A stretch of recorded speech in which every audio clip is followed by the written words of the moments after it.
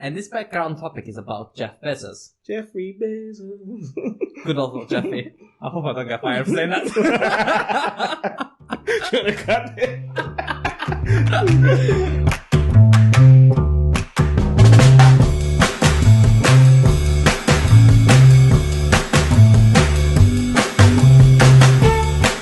Hello and welcome to the Needle Movers podcast, a podcast that brings to you the lessons, books and concepts we wish we'd known earlier on in our lives.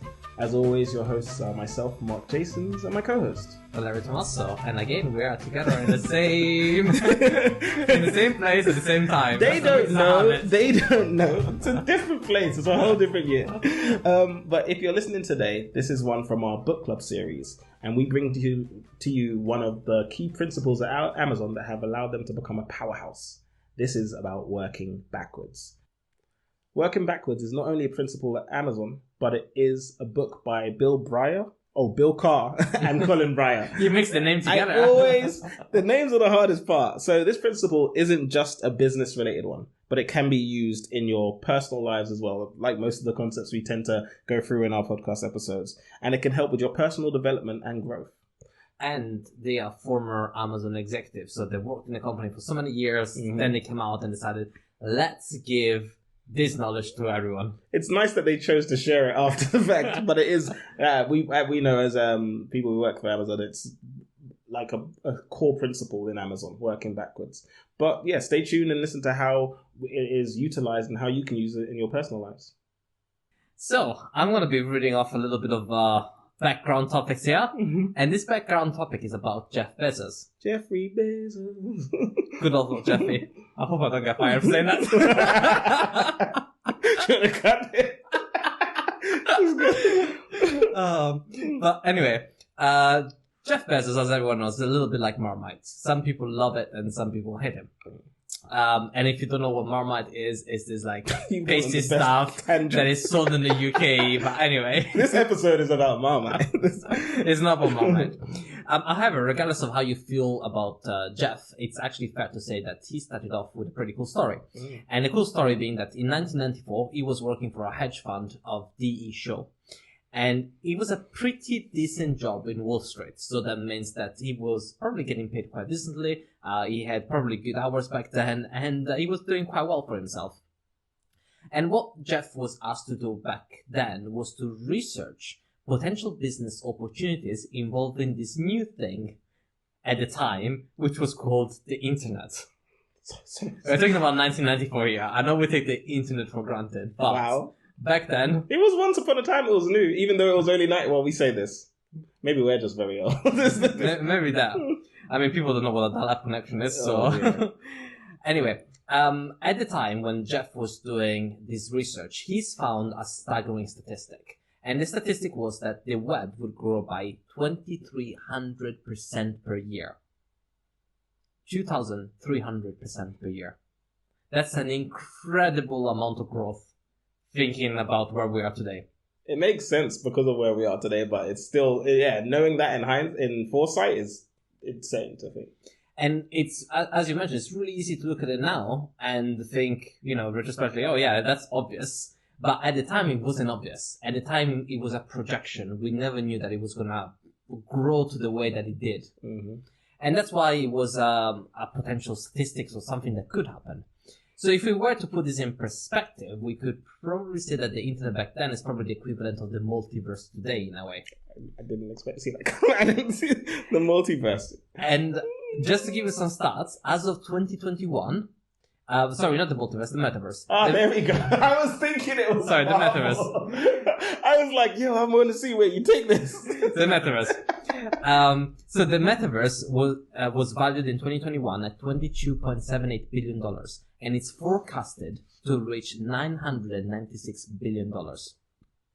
So it's fair to say... Say that again? It's worth how much? 22.79 billion, forecasted to reach an evaluation of 996. So it's not as high as the internet was back in 1994. That's however, huge, yeah. It's quite staggering. I now understand what Facebook's up to, or Meta is up to. And it's probably, it's fair to say that not many of us would probably put all our eggs in the metaverse basket. Yeah. Oh, yeah, well... especially at this point in time. And it's probably fair to say that back in 1994, people were not quite ready for the internet. The internet. Yeah. It sounds like a fallacy. It doesn't sound real. Exactly. Or even better, knowing the opportunity that the metaverse could bring, it's almost as if you left your job today and put all your eggs in that basket and started a company dealing with the metaverse. It sounds like really... Yeah. You're flipping the hardest coin you could flip. Exactly. But that's what happened back in 1994. So Jeff Bezos saw an opportunity with the internet, and the opportunity was to build an online bookstore that could host way more books than any other physical bookstores available in the country. Because he had the opportunity to store more than 10,000 titles by just having them in warehouses. But that's what he did. So there was no guarantee that he would have been as successful as we know him today. So you can dislike him, you can like him, whatever it might be, but it's fair to say that he did really seize the opportunity back then. He's into risks. Seized the day. Seized the day. So in 1994, working backwards for Jeff Bezos meant, I guess, understanding opportunities and starting with the customer. He had to figure that out beforehand. Interesting. So there was an opportunity here with the growth of the internet. He understood that people shopping for books don't always find everything they want in bookstores. You're kind of limited to the local bookstore you have. Actually, when I was young, and still to this day, Waterstones existed. Yeah. My world was two places, library and Waterstones. Whatever I had available to me, those were the books that existed. And if you go into Waterstones, for example, you're limited to their selection. Nowadays it's a bit easier. If you can't find something, you speak to the desk, they check on the internet, check on the system, they see what's missing, etc. Back then, you probably get told, yeah, sorry, mate, we haven't got any available for you. It's true. They're limited to what they can hold. One, their capacity, and two, what they can get available to them. And so if you go there in person, you can be left disappointed, upset. You know, there's a gap in the market, basically. So he had to start with these customers. This is where Jeff comes in, and here's the three things that Jeff thought at this time. So one, what if I could offer a store that holds all of the books of the world? Which kind of reminds me of the library in Egypt that burnt down. I can't believe I can't remember the name. But they didn't have hold all the books of the world. Two, what if the shopper can order from the comfort of their home? Which is far-fetched back then, because I swear it's only been like maybe 10 years or so since Uber Eats and those ones existed. And then three, what if they could receive the book relatively quickly and be delighted by it? So, yeah, to be fair, thinking of this as the first person to think it is so far-fetched, because you used to go out, you had to go to places to order cabs, to go order food. Everything was not as easily accessible as it is now. And so going and saying, I go to my bookstore and I'm not guaranteed to get it, but what if you are guaranteed to get all the books you order from the he's gone over and above. He said from the comfort of your own home and in a decent enough time period of receiving it that you're happy. But yeah, that was the point, which is the end point that he started from and then worked backwards. And if you think back about what you were in 1994, the next best thing that you have after the internet really is watching your local shopping channel on your TV. Hey, that's still good. Or ordering off a magazine. Oh yeah. That's probably as close as you got to being able to do a mail order. And here we're talking about using the internet as a platform to make that order. So being able to understand what the customer wanted and work backwards from it, that's really critical. It reminds me of the Yellow Pages. Like you'd call. You know what I mean? Yeah. He said, no phone calls. This is going to be an online endeavor, which is, it's a huge risk. But yeah, he started from that point. And that was the start. And this idea developed. It developed because he started understanding more of customer needs, more of the customer requirements. So he went from being able to order books online to then developing something which was the Kindle. And as we know it today, it's a device. But back then, the Kindle was just an app that you could install on your laptop, for example, and download e-books that you could read on your laptop. Or I should probably say computer. And then that's developed in the Kindle that we know today, which is a device which is almost like paper-like in a way, where you can read books off it. But it's this continuous understanding of the way that customer needs developed that allowed them to build products which were quite successful. Mm-hmm. But also at the same time, they also built some products which were rubbish. I mean, do you remember the Fire Phone? Hey, we still work for them. They could get but no, you have to have some bombs and some things that are successes. They have expanded up Fire TV. There's so many different devices that they've got into. But yeah, it started from books to then making book-like readers. And just carrying that many books on your person, being able to read, is just a further expansion of the same. But yeah. And you're probably thinking about this point, that's all well and good, but why the hell are we talking about books, Amazon, and the way that Jeff Bezos started? Mm-hmm. Well, the principle is applicable to anything. Mm-hmm. And what I mean with that is, in this particular case of Jeff Bezos, he wanted to understand what customer wanted, and he worked backwards from it. But customers mean many different things for many different people. Yeah. So customers could be your family, customers could be your boss, customers could be, your parents. It's essentially the person that you're trying to serve. And by fully understanding their needs and what they want, that's how you can work proactively towards resolving those needs. So for instance, if your boss wants a report for you, fully understanding their requirements and what's expected of you, that's the only way in which you're able to produce something which is worthwhile. And that's where the working backwards principle is really important, because when you work backwards from a requirement, that's when you can be successful in delivering it. It reminds me of the phrase, what does good look like? Yeah. And it's something I ask often where I tell people to ask often when they're trying to find an ambiguous goal, but it's like, what does good look like? What does the end look like? And then you can choose, that's where I want to get to, and work backwards from there. But there's some fallacies, right? There's typical fallacies. So more often than not, this process happens in reverse, right? People start with the beginning in mind and work their way towards the end. So they have ideas or products but they don't think of whom they are for, or where they will end up, or who they're to go to. I think it's fair to say people get really excited about what they're about to do or the idea that they had, and they completely forget about who it's going to serve in a way. Yeah, they fully forget who. I like that phrasing, who it will serve. It just goes to, I'm going to make this, and this is going to be amazing. But the detail with which Amazon do it, we'll get into like press releases and stuff. But yeah, so we end up with very excited engineers, architects, whomever, creatives, who are really focused on the initiation, I guess, of a project, the ideation period, and maybe it's a podcast even like this, but then they will fizzle out.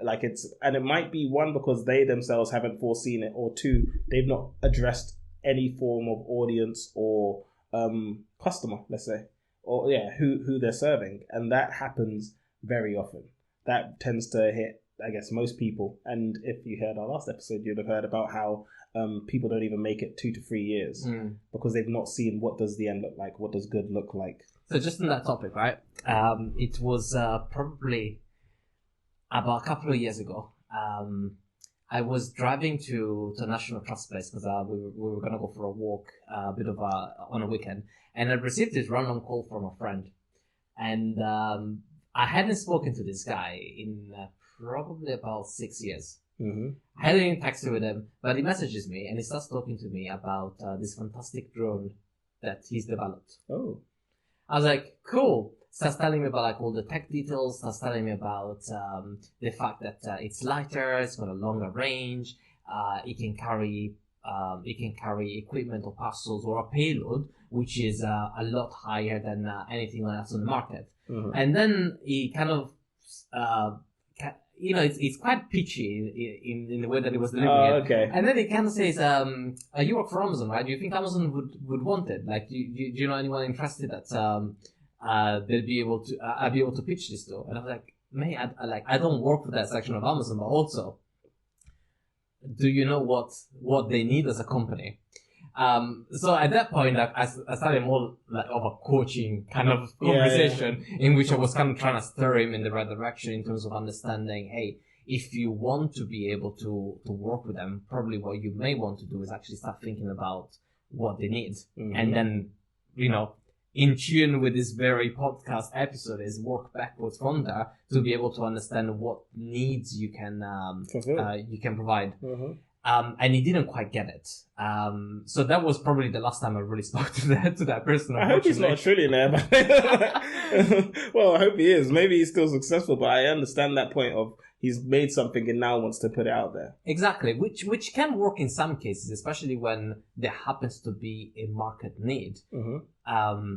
But also there seems to be a lack of understanding on the use cases. Yeah. If you haven't got a use case or you haven't got an application, then it's going to be really hard to try and retrofit your products or your idea back to that application that has got a need.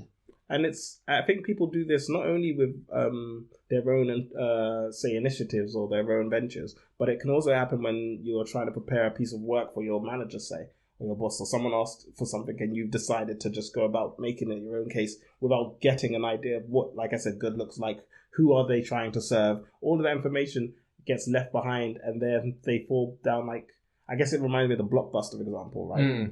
Basically, they were very famous back before, and they were the most known, let's say, video VHS providers. They do videos, they do DVDs. And then in the advent of the internet, where their customers are now moving towards online streaming services, they didn't foresee or see the end result of who they are serving and thought that they were in a stable industry. They even had the opportunity where Netflix, which I'm sure they know, I'm not sure if our audience knows, Netflix comes to them and pitches to them to be bought by Blockbusters.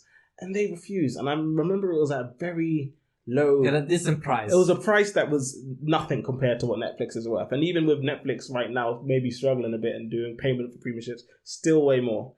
Blockbusters didn't have the foresight to consider who they're serving. And now I'm saying... I don't know if our audience knows who Blockbusters is, because rather than it is currently, rather than a physical store that used to be everywhere, it is now a show on Netflix. A show on their competitor about what used to be. I think it's about the last Blockbusters. I know what you're talking about. I've seen the titles of that. But what's also funny is that movies now that get released straight to theaters. Well, is it theaters or they get released straight to the streaming services are known as blockbusters? Oh, really? Oh, I didn't realize that. That's... So the terminology is still used. Nobody know. Well, probably like 10 years down the line, no one will remember what blockbuster is. But that's a prime example of not being able to understand customer requirements and work backwards. Because if they had the foresight that Jeff Bezos did in some way, they would have realized, actually, Netflix is not a bad idea. I think maybe we should invest in them and get on board with the streaming service. It does make me think of other like phone competitors and things that used to be big and that didn't adapt in time or didn't like Nokia. Nah, I didn't want to mention names.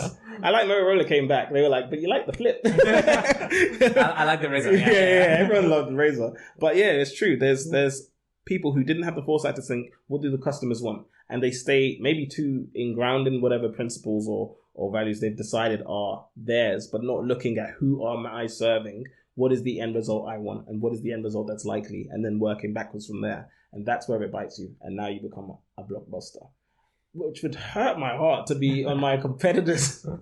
Someone I could have owned as a show, a comical show. You should watch it on their competitor, but still. It's really interesting. And there is so much more that gets covered in this book, particularly around running a business and how to do that effectively. And if you do own a business or if you're part of a smaller company, I would recommend reading the book because it does help a lot with planning and understanding the planning cycle of what Amazon does and how you can apply it to you.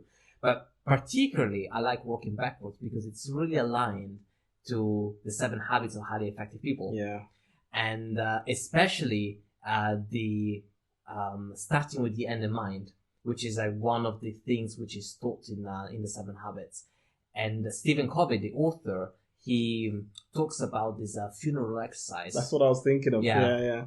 And the funeral exercise, we covered it in a past episode, but it's essentially it's a way for you to visualize what people will say at your funeral around things such as your career, your personal life, your interaction in social aspects, your interaction with the community, and understanding what you would want to hear and visualizing it and writing it down helps you to understand the kind of person that you want to become.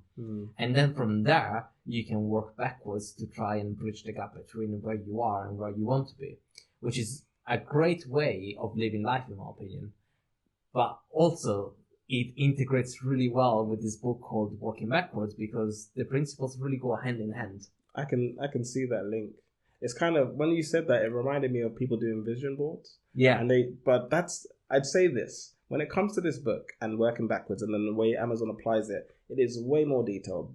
A vision board is like a vision and you can work towards that. And I'm not saying it's bad or good. It's just something that is useful. They make press releases. They go into the gritty of what did people say? What are the FAQs that they ask? You get to we go into that much detail to make sure that we have thought about everything. So you start with the end in mind, and then you think of all iterations that will take to get you there while you're still at the beginning in your ideation phase, where you're excited, where you want to make this thing, but you've got that as your, I guess, guiding North Star. And that's a key requirement, I say, because yes, they can still make some things that fall flat, but then you can still become the powerhouse like Amazon or the powerhouse of yourself. Because like we said, this book isn't just about the business side of things, but when you're doing anything, whether be it eating, drinking, whatever, some form of activity, half marathon, where do I want to be? And that can also, I guess, drive your why in the sense. 100%. And I think I've seen it in my, 6 years at Amazon? I've seen a huge difference between the people that do truly work backwards and the people that don't. And I do feel that the people that don't use the working backwards methodology, they seem to be a little bit more lost in their approach.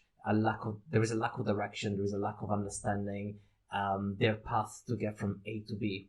Whereas when you embody the working backwards mentality, you can truly understand the connections of, in order to achieve X, I need to make this step, and before that I need to do this step, and before that I need to do this step, which is practically what any project managers do in some way. But it's a more approachable framework to deal with your day-to-day life in a way. I liken it to putting on a sat nav, which you used to have to take out a map.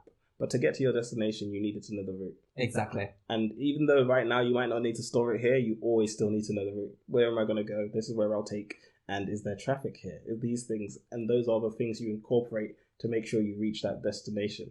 If you just went out and just started driving and figured it out, you might get there, but it might take you a very long time in comparison. And it's crazy to think that, that is, if you want to do that, that's absolutely fine. Because maybe you want to enjoy the journey, and that's fine. Go wild. But if you got a goal in mind of achieving certain positions, qualities, and you want to do it within a time frame, it's crazy to think that there is people that will not embody that sort of mentality of putting in the destination on the GPS and following the easiest route to get there. And instead they will go from left to right, they will use multiple motorways, they will use multiple A roads to get to the same point. I think that's, some people do that to make other people's lives easier. Like, so maybe I shouldn't go that way. Thank you for showing me what not to do. And then you take it. It's down to your journey. But I do think when it comes to, we use driving as an analogy, but when it comes to actually doing ventures, when you're doing something that will take a 2-door, 1-door policy or something that will be have a high risk, high reward, it is very beneficial to start with the end in mind. Start with who do I serve and then work backwards from there. And I think on this topic, just to close off, I guess, the working backwards and the funeral exercise is something that I do quite regularly. So, for example, I will do my year plan probably around December, January time to try and figure out how far I am from where I envision myself to be. Mm-hmm. And I will go through the exercise ever so often of doing, answering those funeral exercise questions. And I will physically sit down and then try to bridge the gap between where I want to be and where I currently am. Because, it's harsh to be remembered of how much further away you may be from your destination. But at the same time, if you don't do that kind of work on a regular basis, you will just stir further away from where you want to be. This is, okay, just to add on that, and then I'll let it go, and it's just this. Short interval control. This is a feature that you should use in management in general. I wouldn't say it's consulting, but it's just in general. And it's something you can use in your personal life, and that's really... This is a big scale of it, because with the funeral exercise, you look at where you will be at the end of your life and work backwards from there. And by doing that activity continuously, you're practically doing, I guess, long interval control. But it's, if you're in a ship and you're reaching a destination, forget a car for now, a ship. If you just start heading in a straight line, because it's in a straight line, and you don't check, you might veer off. And if every time it hits a certain time frame, if you haven't checked to maintain course, you could end up in a totally different destination. So even though you might have said where the end point is, the working backwards point where you say this is how to get there, if you're not doing these check-ins, you kind of lose track and you could end up far from your destination. So this is where it's useful to always come back in and say, is this still en route? And that's where I guess working backwards ties in hand, because not only are you knowing where you want to go, where to serve, you've iterated so you know the points to get to. And those are the steps you can use as short interval control. It is X at PM. By Y PM, I need to be here. By Z PM, I need to be there. And I think that all matters. Anyway, we come to the end of the episode, and believe it or not, we've actually covered 2 topics today. The first one was working backwards, an introduction to what it means in a career work environment, but also what it means from a personal life perspective. And we then linked the concept back to the 7 habits of highly effective people, specifically with the starting with the end in mind, which I think really do go hand in hand, and it's a fantastic tool to use when it comes to your personal growth. We hope that you've enjoyed the episode, and as always, where can you find us? Oh, okay. So I feel like this is a test, by the way, but it is a test. So we've got our website, www.theneedlemovers.xyz, and also you can find us on all social medias, be it TikTok, Instagram, YouTube, at the.needle.movers. I'm looking at you like you're staring at me. It's like, okay, 10 out of 10. I'm not going to remember all of them. But please remember to subscribe. You hit it before I could, yeah. That is to our podcast so that you get a notification every time we release a new episode. But you can also do that on the website now. If you subscribe, you'll be able to find new content or receive new content on a regular basis, which hopefully you will find useful. Yeah, and I know on YouTube, if you press the bell, then you can get notifications as well. Ding dong, ding dong. That is not the noise it will make. But also, wherever you get podcasts, you can find us. And make sure you give us that feedback and that 5-star review. I think it's necessary. But the feedback is always welcome. If you have any books in mind that you'd like us to cover on these episodes of Book Club, let us know. We do not stop reading. No matter what happens, we are always reading. But as always, I've been your host, Mark Jasons. And Valerio Tommaso. And as always, until next time. Adios.